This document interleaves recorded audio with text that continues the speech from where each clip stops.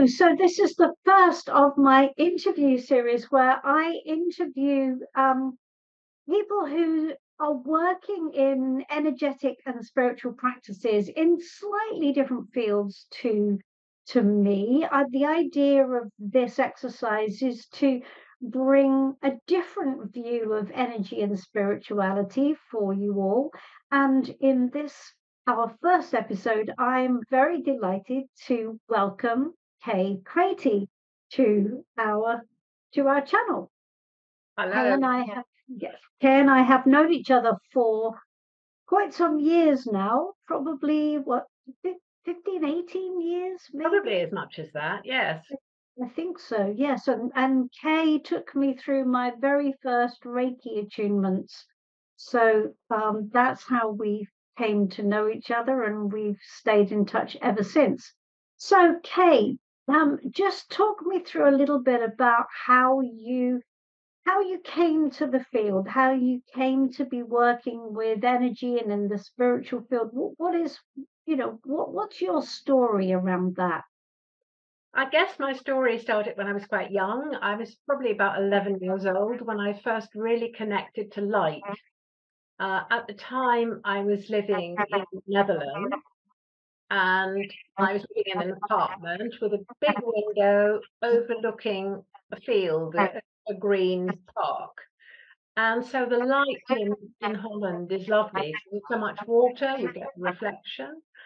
And my own private story was difficult upbringing, parents who'd gone through a lot, and as a result, I could not share that much with them because they were going through their own stuff as sort of ex-prisoners of war in the last war.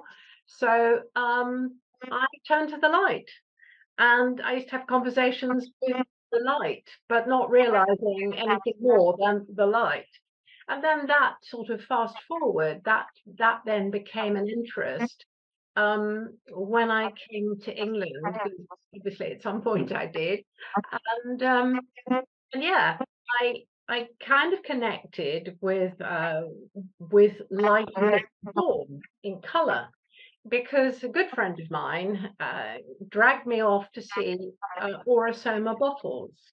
And I don't know if you're familiar with Aurosoma color therapy, but you basically have a group of about 100 bottles, all of which are quite small square bottles, and they are divided in half. And you have a top color and a bottom color, either oil or water. And you make 5 choices, and from those 5 choices, depending on the how you've chosen and the order in which you've chosen, somebody who's an aurosoma therapist can give you fairly accurate chapter and verse of your character, what you're struggling with, what your hopes and aspirations are.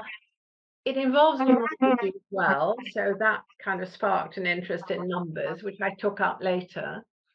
And anyway, I was so intrigued by this, thinking it wouldn't work, but it did, that I thought I need to work out why this works. So I started to study it, and it was at the time it was quite a lengthy course for the first and the second degree of Aurosoma. Many months ago that I did this, and that then led me into Reiki. Because again, energy, but in a different form. And again, my go-to was no, surely not. I've got to prove that it doesn't work. And then I went in, and of course it did work. And at the time, I thought, no, I'll just do level 1. And my then Reiki master said to me, don't be too sure, just keep all your notes because you never know. She was right, you know.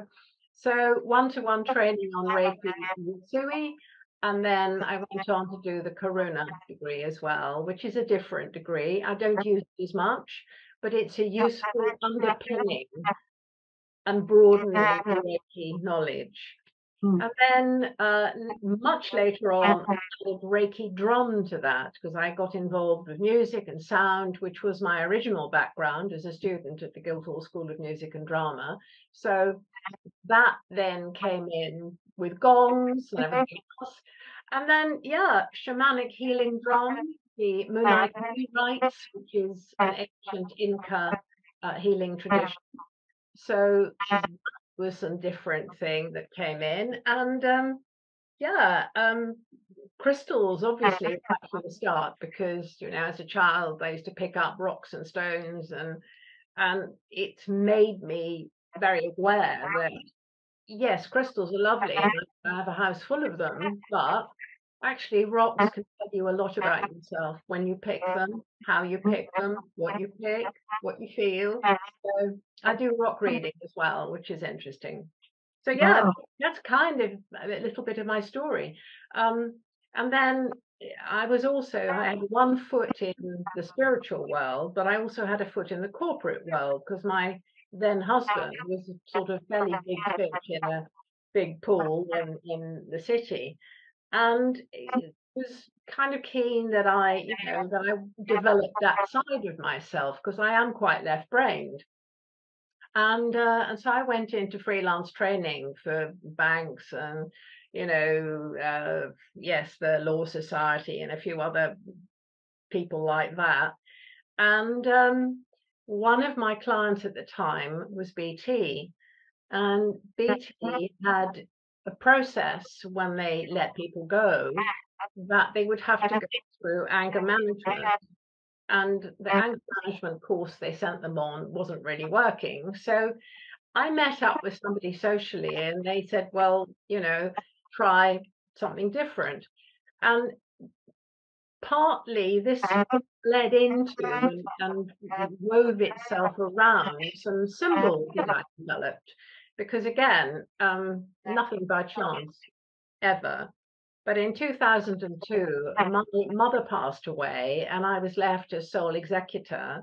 I have a sister, but she lives abroad, and so it was much more convenient for me to do that.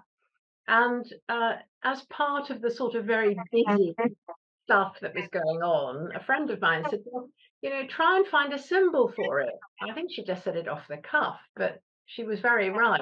And anyway, I developed some symbols that I then tested with various people, and they seemed to work. And then I kept getting downloads more and more and more over the course of about a year.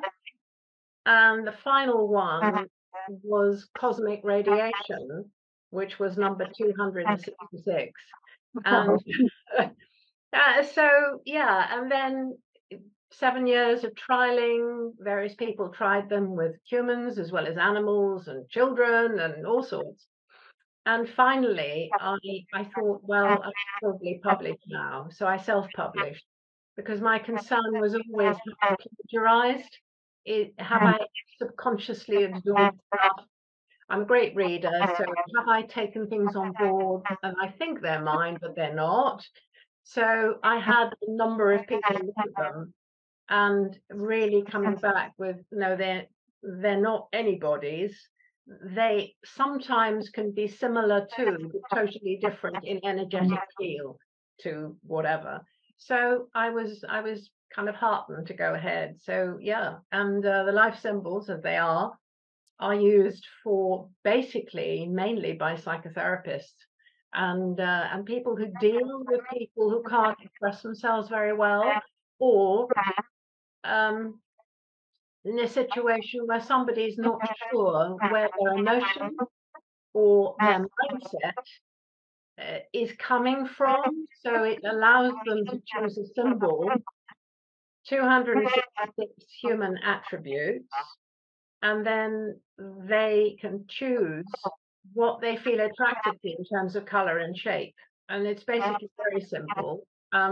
But you flip it over, it tells you what it is and what it relates to. And then, of course, people were going, my goodness, that's my story. And that somehow, a bit like, yeah, a bit like homeopathy, like treating like. And so going back to the BT situation, training the guy with anger management, instead of him coming in and sort of sitting with arms, across his chest going, I don't want anything about this, I simply put this symbol on the table facing him. And it was surprising how quickly his whole demeanor changed, much more open. I could do my 2 hours work with him, which is what BT was asking me to do. And we actually got somewhere over a period of many weeks. And it was really interesting how much more malleable both he and many of his colleagues became when I also incorporated the symbols. So yeah, it's it's an interesting journey. I hope I've given you a snapshot of it. Yes, I mean it's amazing, and I think what came up for me when you were talking about the symbols with the, especially with the color referencing, that perhaps there was a link back to your aurosoma work where people are choosing color just based on pure instinct. They Mm. don't know what they're choosing or why, but there's something about the color vibration which is drawing them in. And in a way, that's how the aurosoma works as well. You're drawn to a color vibration which is in some way reflective of what's going on inside you. Yes, absolutely.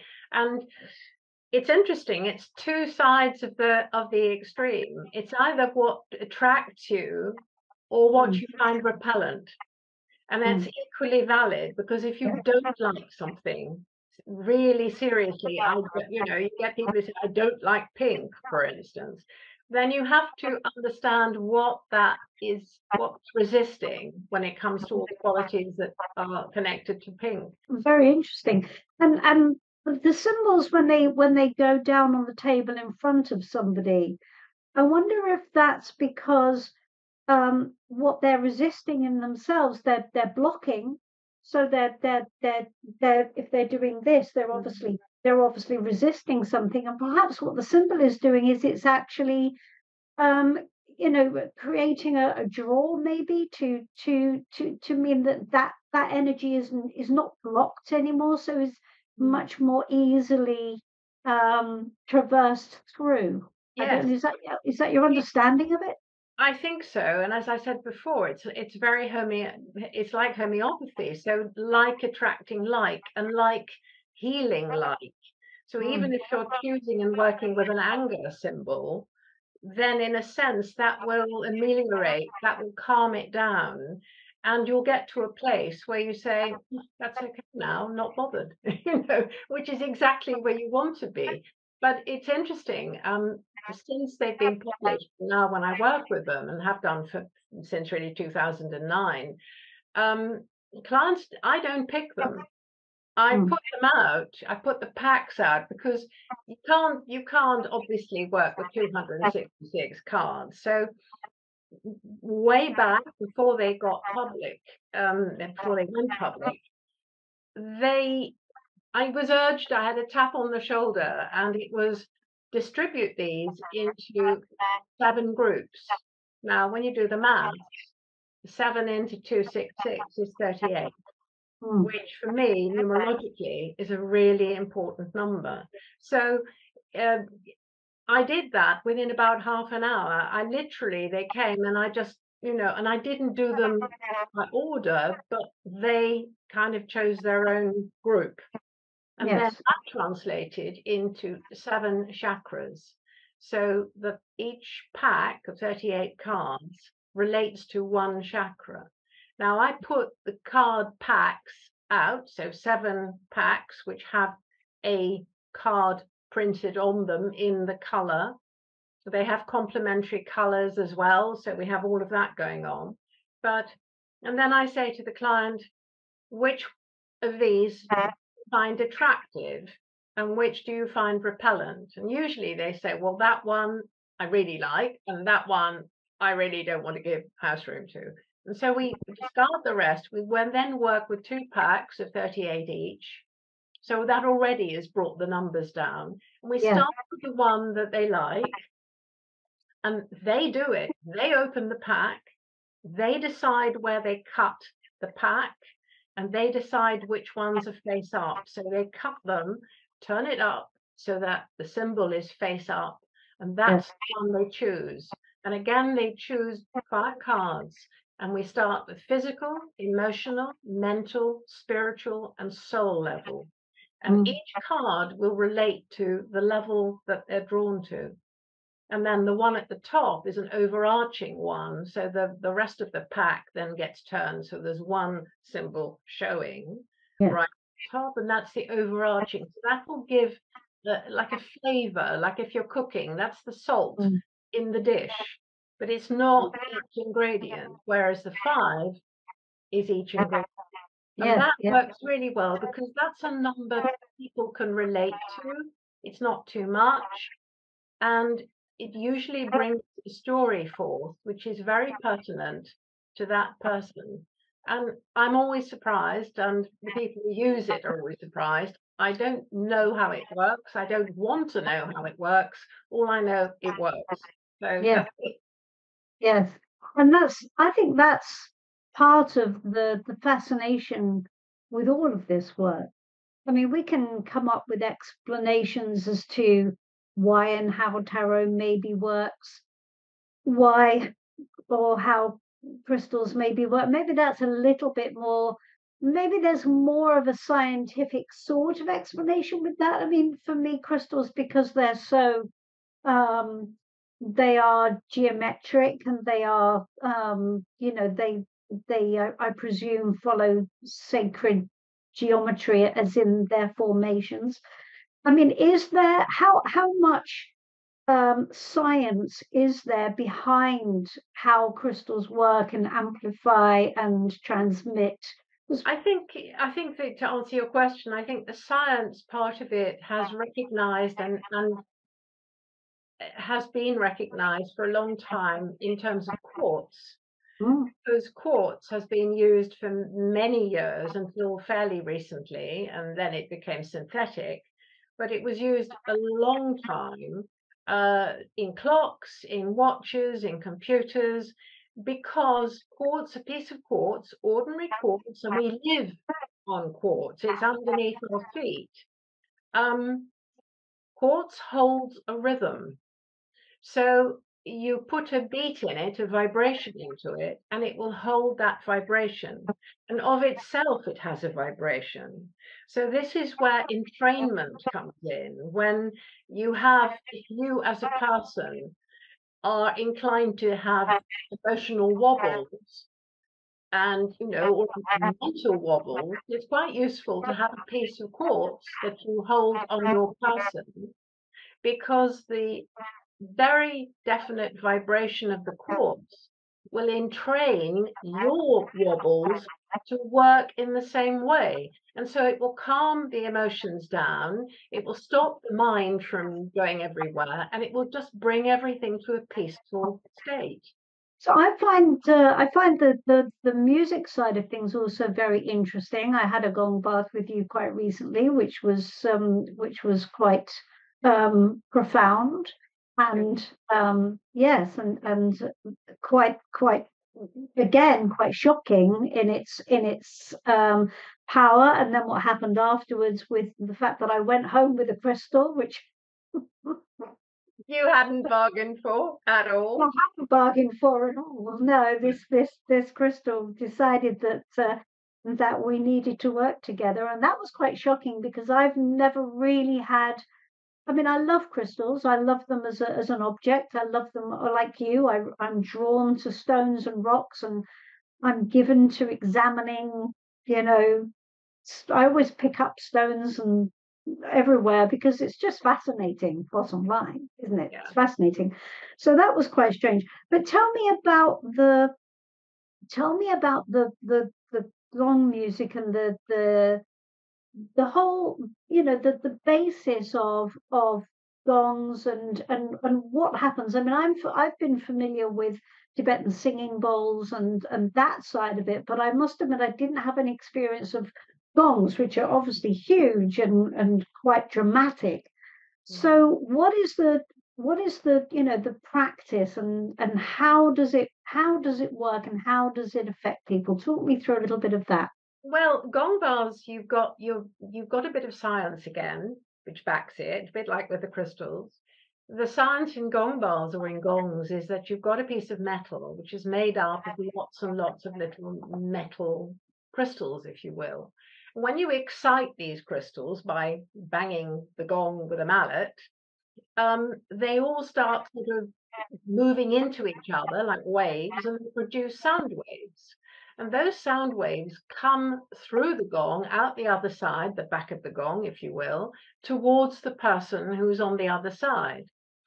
And those waves of sound literally pass through and over and around the person in front of them.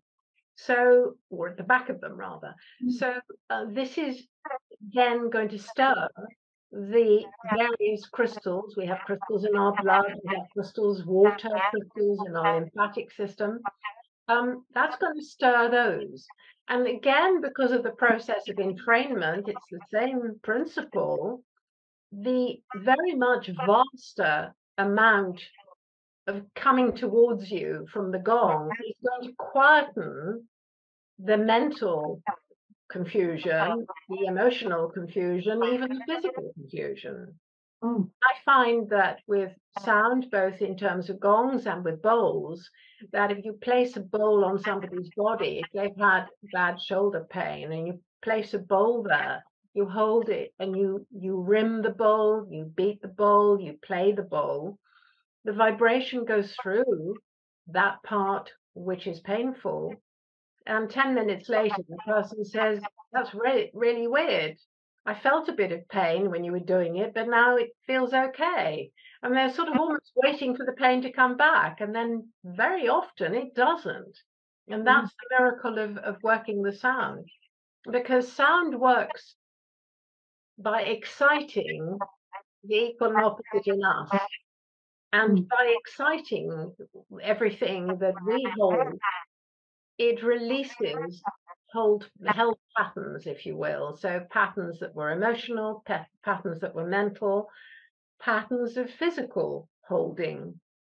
Once they're released, it's a bit like, you know, a piece of paper and carrying it up and then throwing all the snippets up.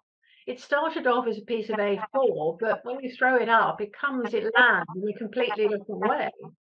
And that's what the gong bath will do. Everything that's stuck within the body at every level. And people invariably, clients invariably will say that they kind of zone out during a gong bath. They want to think, but they can't because the sound just takes over and takes them off to a cosmic place and they go journeying and it's just great. And then when they come back, they go, oh, I feel different. And they look different. They tend to look younger, they look more lit, more energized, and they've left all the sort of heaviness behind. And that's what gong baths do. Yes. And so your crystals around the space, are they in play at that at Very the much so. in those yeah? Yes, very much so. The crystals that are in my gong space are there for several reasons. They're there to support and add to the gong bath experience by reflecting the vibrations that come from the gong itself. But they're also there to hold space for the space and the surrounding. So the location, the house, the surrounding, and because they're quite large, and you've seen them, I have large chunks everywhere. Their intention is to grid for the surround so that everything retains a quietness, a calmness, a peacefulness. So when a client walks in to this space and into my house, in a sense, there is that sense, overriding sense of peace and calm and stability, which is what people need when they come in with their head everywhere and their mind everywhere. They want to just touch and just be able to relax. And Yes. that is very much what the crystals enable. Yeah. That's really fascinating. So what do you I mean, I know that your position when you are doing a treatment for somebody, is that you step back and that you're not part of it yourself, but presumably there must be some effect on you. I mean, we have a room filled with vibration, filled with energy. Obviously, you have your intention as the person who's conducting that energy. Nevertheless, the sheer intensity of it surely must affect you in ways as well. Absolutely, and I feel it. I mean, it comes particularly with gongs. I might play the face of the gong, as it's called, and the actual sound goes out the back towards the client. But even the face will then reverberate into me. So I, in a sense, give myself a gong bath each time I play, and it's something that really helps to keep my stability, and it's just really pleasant to experience in the same way that it is for the client. Mm, yeah, that's awesome. So what's next, Kay, for you? I mean, you've been on this huge journey. Before you tell me that, you talked a little bit about shamanic drumming Yeah. and that side of things, and we haven't discussed that. So what is your relationship with the shamanic path? And is that something that you are attracted to? Obviously, the journeying part of it, and there's a big ancestral aspect, isn't there, Mm. to shamanism? What have you wandered down the path of shamanism? Yes, very much so, because again, I think I mentioned difficult childhood, and only difficult because of parents who were, in a sense, traumatized. Um, and I think it was important for me to work out what and why and how, and then go back into the ancestral lineage of my own and find out where that had come from, because nothing ever happens in isolation. There's always a thread, and it's useful to actually follow that thread to the source, find out what's happened. It is what it is, but simply by finding out and allowing and accepting, it becomes neutralized. Mm, It is our resistance against it that creates the upheaval. So that's what I started to do, and I was fortunate in having some really good teachers to teach me and help me. And then the shamanic drumming really came because I derived so much help from the drum. This was before I went into gongs. Um, and that allowed me to then help other people with the drumming as well. And mm, I now do the healing drum, which is people don't have to know how to drum. They don't have to have a drum. They can use one of many. And we simply drum in unison. And I ask them and suggest to them to go back. And it's a process of my leading them, facilitating their safe space to go back whilst they are in charge of the rhythm of the drum. So it's up to them whether they go slow, fast, loud, soft, whatever. And I drum with them and I follow them. So mm, they are supported both verbally, vocally, and also with the sound of the drum. Uh, that part is really important because when they do their journeying, they need to feel they are supported, they are safe, and yes. they find the solution, wrong word perhaps, they find their answer Mm, quite quickly. And usually a shamanic healing drum session, although it can last for about an hour and a half in total, each section is probably about 10 minutes mm, because the person will start drumming, will set their intention, will go back or will ask for the problem, whatever it is. It could be a goal for all I know. It could be something, do I take this job or don't I, kind of stuff. But the, the act of drumming and the sound of the drum neutralizes the mind again. It makes it passive. And so intuition can come forward, right brain thinking can come forward, and the answer can arise, which happens really quickly. And they then stop and say, well, I found it. I can, this, that, or the other. So that's kind of what I do and why I started it. And also, of course, the sound is, I think the drum is just a really beautiful sound, and it's something that it's a small enough instrument, or can be, that most people can perhaps have one in their home, and it's just a very comforting thing. You can drum yourself by holding the drum in front of you, with the back of the drum facing your heart, and just drumming the skin at the front, and the sound goes through the skin into the heart chakra, and Mm. that helps in terms of calming you down. Yes. So Yes. yeah, there's a lot of that we can use those tools for our own kind of, for our own comfort. Yes. Well, that's amazing.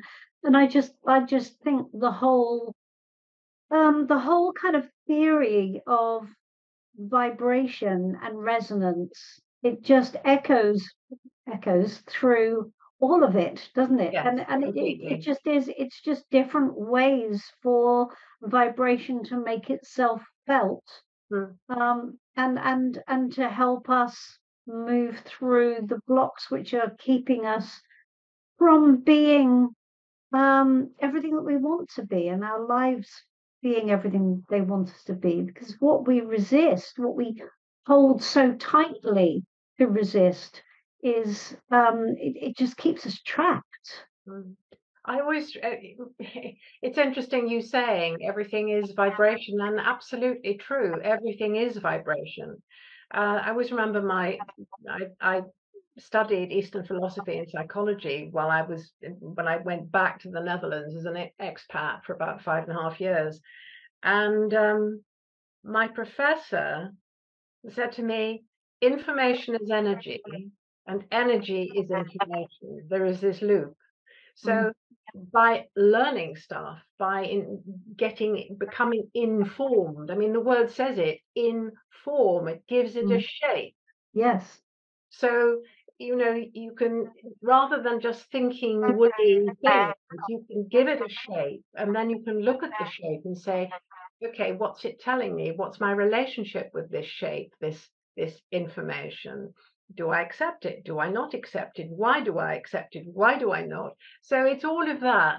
And the vibration of the information allows our consciousness to rise. And you could argue that all energy allows at some point our consciousness to rise.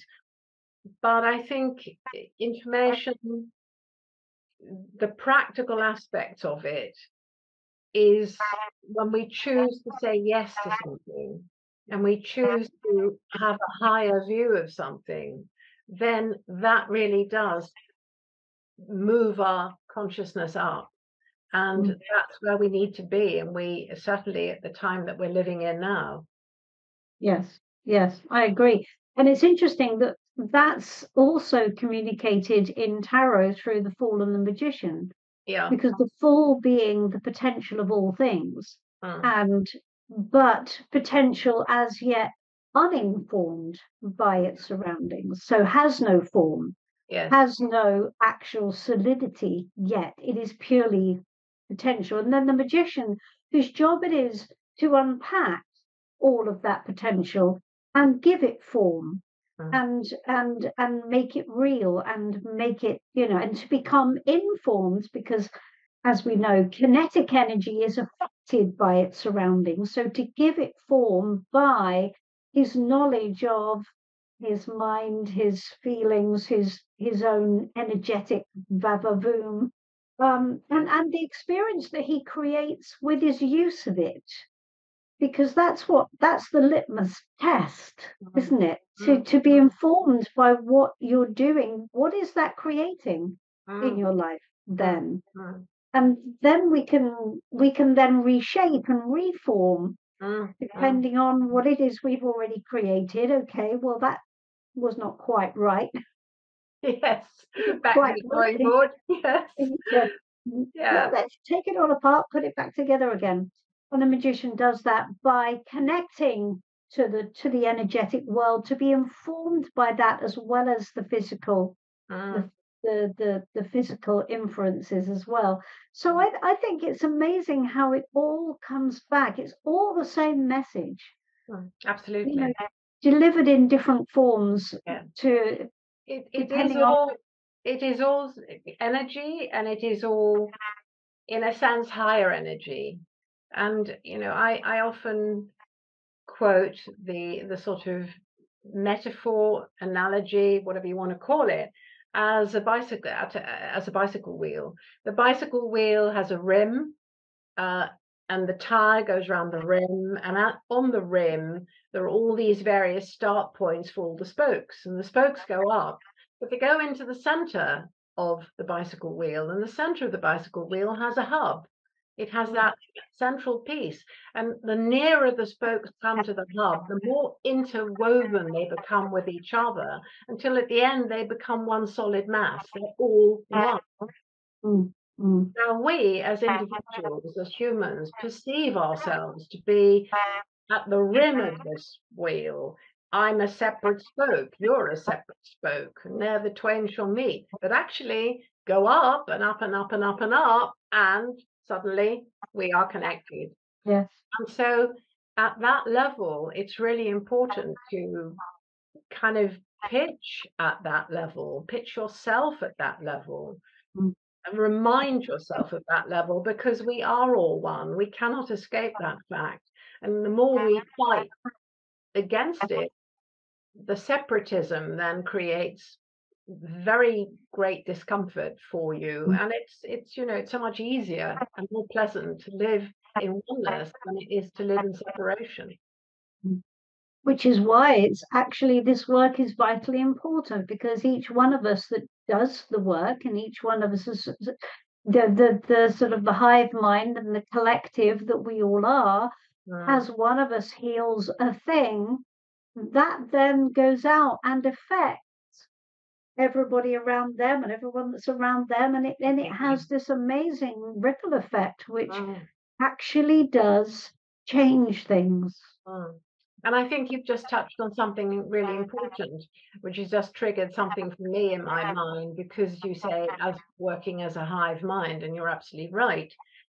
And also, it's really important to remember the work starts with the self, because there are some of us who, for all the best reasons, will want to help and make whole, heal other people, but actually we haven't really done put our own house in order. And so it's really important to start with the self. Make sure that what you're giving out is what you yourself have already achieved. And then you simply keep going, you keep redressing, you keep, as you say, dismantling something if it doesn't work, putting it back together again in a better form, learning from all those movements, what can and can't work, what feels right, what doesn't, and then giving that out as well. So that the whole process is a learning curve based on your own work, which you're then sharing the fruits of with everybody else. Yes, because we are all the work in progress. There ain't none of us done. No, totally. We people say, well, when I pass, then I might be done. Well, no, because you're in a different level, different dimension, whole different ball game. So yes, it's fun to understand that this is just a process of add on, refine, and move up. And that's kind of, putting it simply, but that's really what it's about. Yes. So I began to ask you earlier, what's next for you? What are your plans? And where are you off to next? Okay. Well, where I'm next is, I'm thinking of doing something with a collective emphasis, because I've worked for myself for many years. I used to work in corporates, but again for myself. But it seems it's really important now to help and support and enable kind of hubs where people come together. And so that's something I'm looking at the moment with several other people. whether they are in cafes or in shops or in yoga studios or wherever they are, but to put something together to open the space for anyone who has something to offer, to be able to do that in an affordable way, Mm. to be able to offer to people who come in an affordable way, where the emphasis is on growth of consciousness. Mm. And I do think that is more than anything, it's not about what you can do anymore. It's about who you are, who you can be, what you can Yeah. be, and Yeah. how high that energy. So it's growing awareness, growing consciousness. Yes, just growth of wisdom, if you will. Mm. So yeah, Yeah. that's my next sort of kind of back burner thought at the minute. And I have been approached by a number of people, which is kind of which kind of has sparked this. I've sort of thought, well, yes, okay. Obviously, the universe is keen to play this, so Yes. go Yes. along and see what happens. Sounds very, very exciting. Yeah, Okay, so if anybody watching this call wants to get in touch with you, I'll put your website in the description below. But you. how would you like people to contact you if they would like to? Oh, that's lovely. Thank you so much, Janice. Well, they can contact me by email, which is kkraty@aol.com.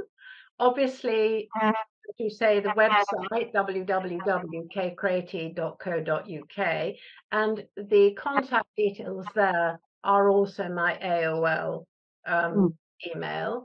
And then I'm also on Facebook, and I'm the only Kay Kraty on Facebook. So I rest my case. I don't have to give the address. This is if you Google me or put me on Facebook, that's it. I don't do anything else because I find that, to be honest, a Facebook friend request or preferably a message saying, "Hi, Mm. I've seen your interview. You know, can we be friends?" It would be lovely, and then I know that it's a real request as opposed to something that I perhaps might not want to do. Perfect. Well, look, thank you so much for joining me today. It's been really, really interesting and lovely to hear your stories and about your path through all of these different modalities and how they all feed into each other and amplify each other and where they've taken you and why. Hmm. So thank you so much for sharing. It's been My wonderful. pleasure, and thank you very much for asking me. I feel honored to be your first guest. And I Great. hope your program goes from strength to strength. I wish you every success. Many thanks. Thank you then, Kay. Thank you. Lovely. Thank you. Bye bye. Bye bye.